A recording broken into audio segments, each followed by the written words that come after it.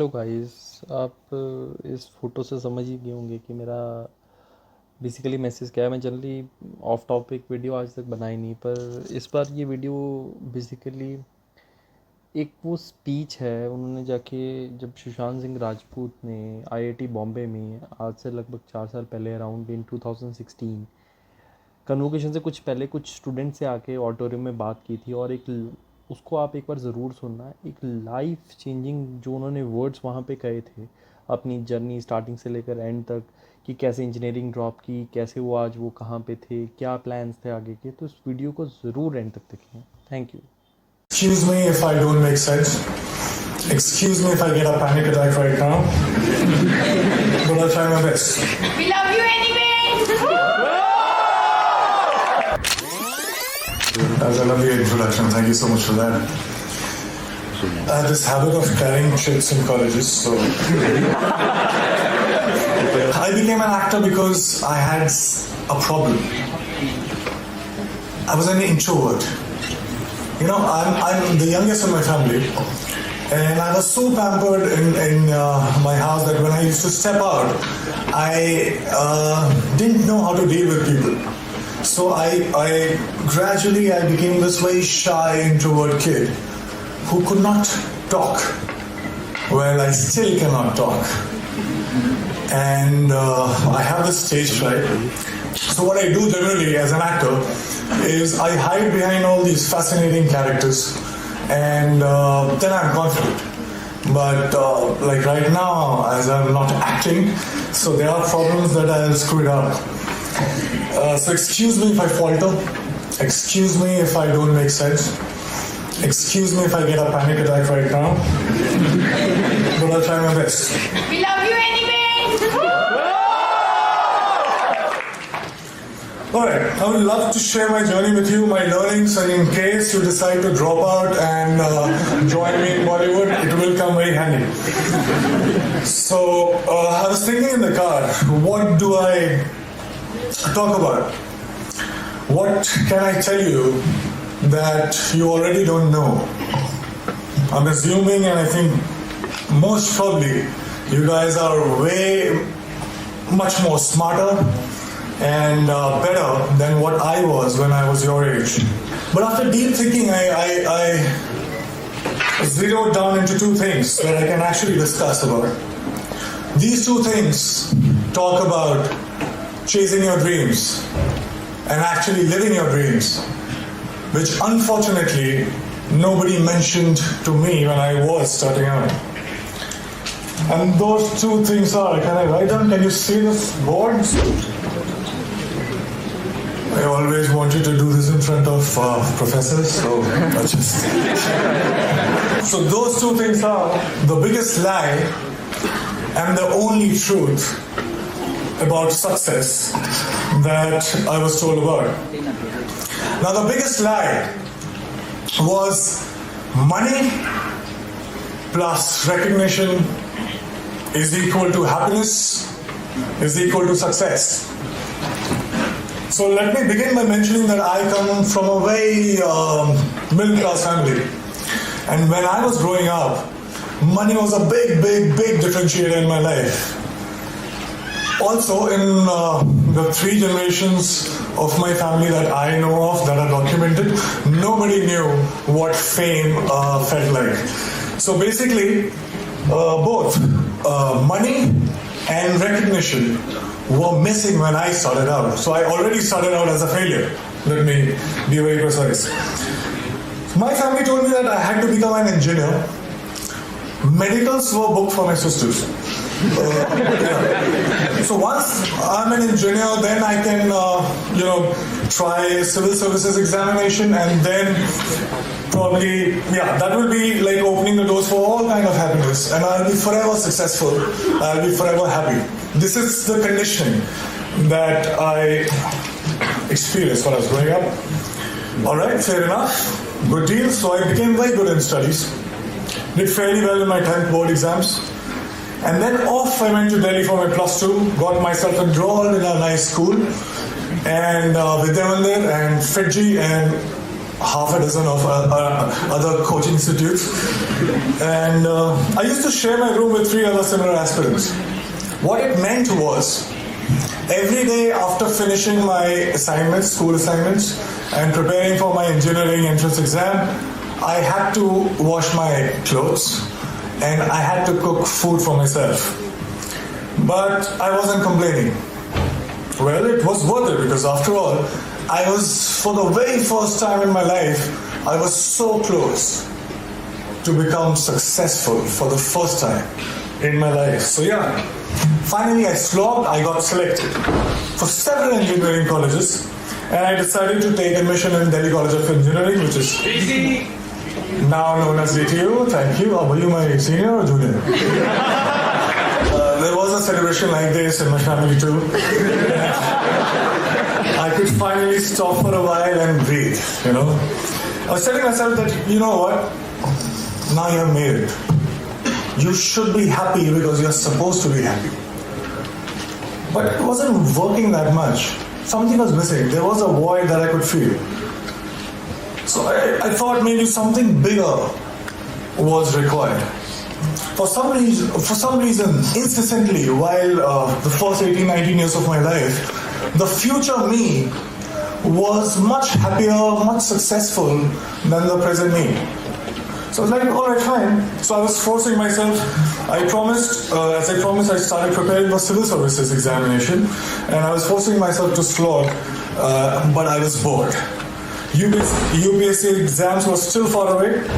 In the meantime, I thought of doing theatre, and I thought to learn dance because to counter the shyness that I still have, and also because there were no girls in my engineering college for some reason. I felt cheated, man. We slog so much, you crack the entrance exam and you find that there are no girls. So, yeah, so somebody told me that there are very good-looking girls in dance schools. So I was like, fine, I'll go there. And once I started with performing arts, I knew one thing for sure. I knew that I quite liked it.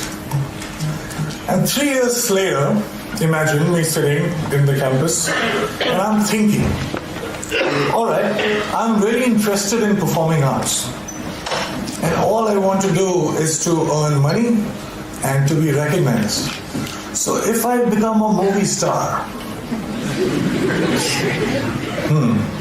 I actually was very serious and I dropped out, oh my gosh, in the 3rd year, when I was just 2 semesters away from getting the degree, engineering degree. Came to Mumbai, got heavily into theatre and also other skills that I thought were necessary to become an actor. And by the way, this time I stayed with 6 other guys in a single room kitchen, but this time I was prepared for it. This time there was one difference. I was driven. My self-respect was at stake. My ex-college mates, one of them is sitting right here in black shirt, they thought that I was that disaster that folks in engineering and B schools should never become. So I had to prove a point to everybody. I had to prove a point to my family. Most importantly, I had to prove a point to myself. And this was the time when I was also a background dancer. So I was dancing behind all the possible stars that you can think of, Shah Rukh Khan, Shahid Kapoor, everybody. And I was thinking to myself while I was performing, okay, it's just 3 steps away, there I have to get. And everything will be sorted. And I kept going like that. And 2 years later, guess what? I got myself my first big break. I was selected for a primetime show on a TV.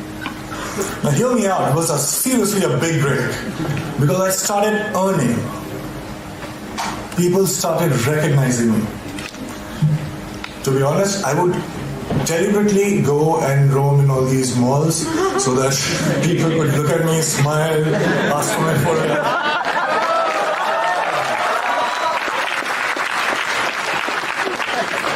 And I was watching myself on TV for the first time. You have no idea how it feels for somebody like me I was looking at me and I was looking at myself every day on TV. It was a big, big, big high.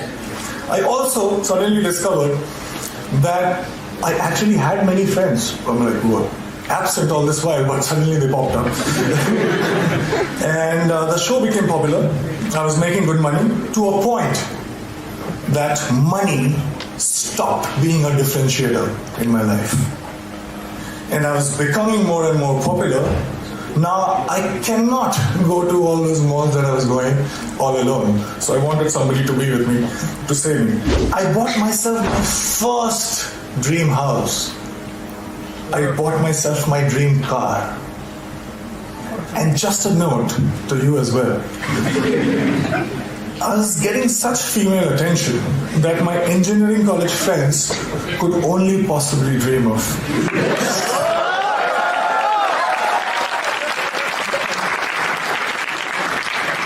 So I was having a time of my life.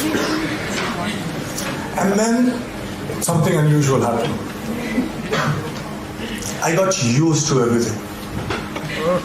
And I felt cheated. I stayed with all these dreams for 10 and 15 years of my life. I was promised happiness and I was promised success. But all these things stayed with me just for a few days.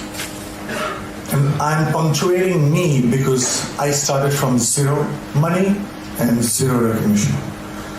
So I was not happy. How can that be? I didn't like this version of success.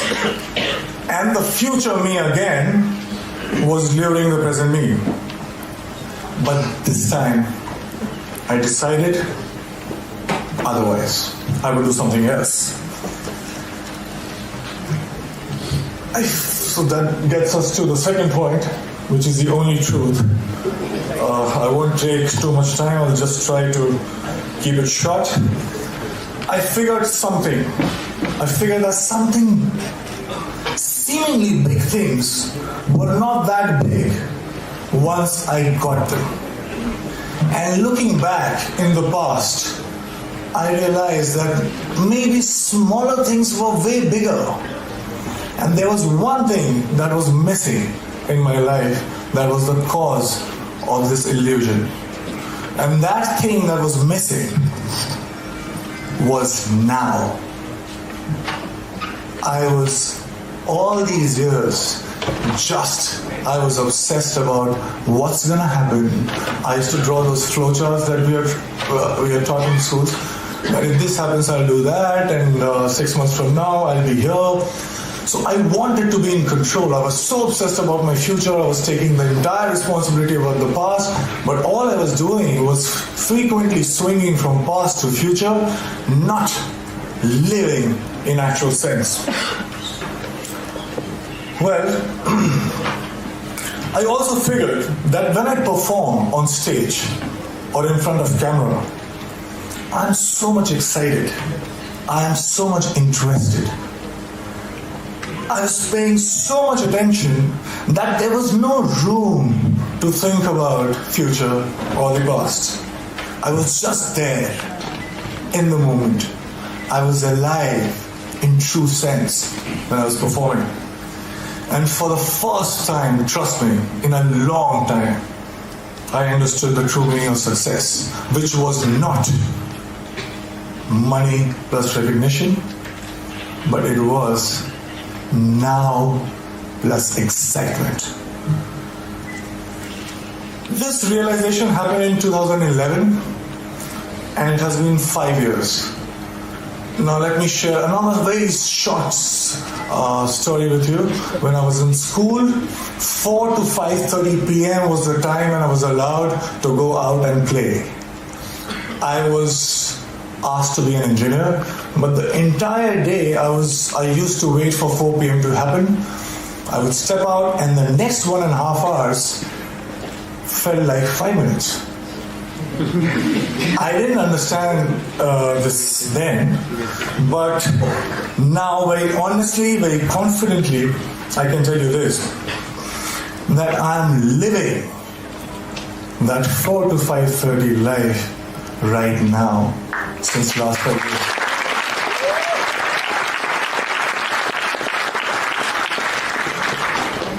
Cause and effects are not different. Excitement is the cause, excitement is the effect. I get tired again and again because all these success mantras that we talk about, hard work, belief, focus, vision, risk-taking, talent, perseverance, we can go on and on. But all these success mantras are now the side effects of the process itself. I'm so engaged, it commands my attention so much that there is nothing else that I can think about. So hard work doesn't feels like hard work. And there's nothing else that you can do but to persist. Talent you will cultivate. Vision you will get. Focus, there is no other way because it's commanding your attention so much. So here I am right now, 5 years down the line. Money and fame, although still could not earn back their reputation in my life. But let me show you one thing. I have much more of them than I had ever planned. And the best thing, my college, one of the professors who is very dear to me called me recently about asking me to plan this interaction with students, and I very humbly requested that can I get my degree back.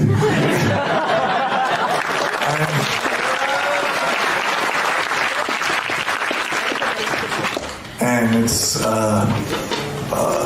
happening, and I'm very excited again. Thank you so much.